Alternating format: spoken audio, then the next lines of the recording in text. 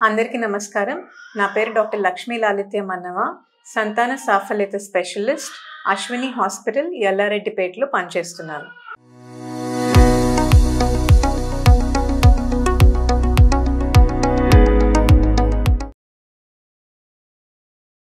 Semen analysis అంటే మగవారికి వీర్య పరీక్ష.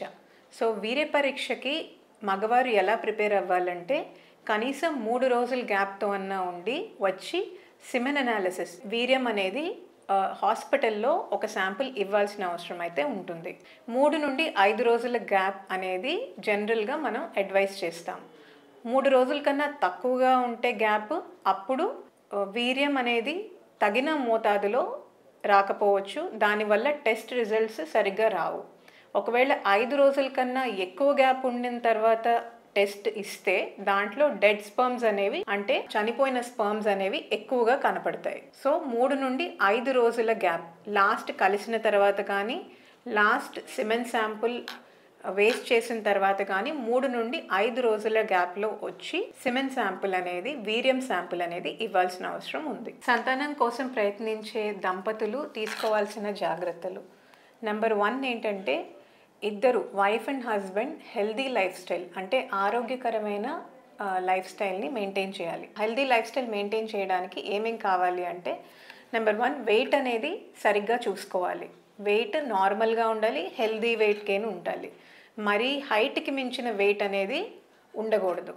సో దాన్ని బిఎంఐ అంటాము. జనరల్గా హైట్కి మించిన వెయిట్ ఉండే వాళ్ళకి ఒబెసిటీ, అంటే ఎక్కువ పొట్టలో ఫ్యాట్ ఉండిపోవడం కానీ ఇలా ఒబెసిటీ అనేది ప్రాబ్లం వస్తుంది. దానివల్ల హార్మోన్స్ అన్నీ బాడీలో డిస్టర్బ్ అవుతాయి. సో వెయిట్ గెయిన్ అనేది ఎంత గెయిన్ అవుతున్నాం, ఎంత లాస్ అవుతున్నాం, బరువు ఎక్కువగా పెరగకుండా నార్మల్గా లిమిట్లో ఉండడానికి చూసుకోవాలి. ఈ వెయిట్ గెయిన్ మనం ఎలా కంట్రోల్ చేయొచ్చు అంటే, ఒకటి మనం తినే ఆహారాన్ని చూసుకోవాలి. ఇది బయట దొరికే ఆహారం కానీ, ఫాస్ట్ ఫుడ్స్ కానీ, మైదాతో చేసినవి కానీ, ఎక్కువ షుగర్ తీసుకోవడం, ఇవన్నీ అవాయిడ్ చేయాలి. ఇవన్నీ చేయకూడదు. అయితే ఏవి హెల్దీ ఫుడ్స్ అండి అని అడిగితే పళ్ళు, కూరగాయలు అన్నీ తీసుకోవచ్చు. దాంతోపాటు డ్రై ఫ్రూట్స్ అనేవి చాలా ఇంపార్టెంట్. వాటిల్లో మనకి ఎసెన్షియల్ ఫ్యాటీ యాసిడ్స్ అవన్నీ ఉంటాయి, మల్టీ వైటమిన్స్ కూడా ఉంటాయి, పళ్ళలో వైటమిన్స్ ఉంటాయి. సో ఇవి చాలా ఇంపార్టెంట్ అన్నమాట. అది కాకుండా ఏవి తినకూడదు అండ్ ఏవి తాగకూడదు అంటే కాఫీ అనేది తక్కువ మోతాదులో తీసుకుంటే మంచిది.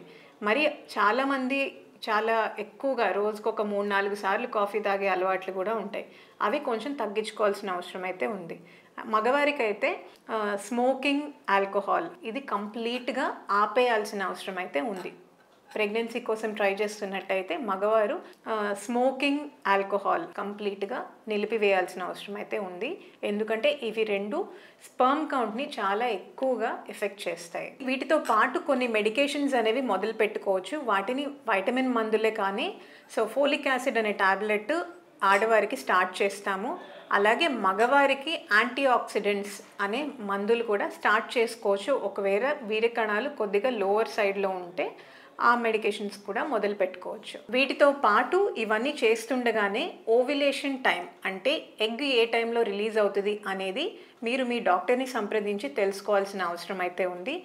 ఆ టైంలో కలిస్తే ప్రెగ్నెన్సీ వచ్చే ఛాన్సెస్ చాలా ఎక్కువగా ఉంటాయి.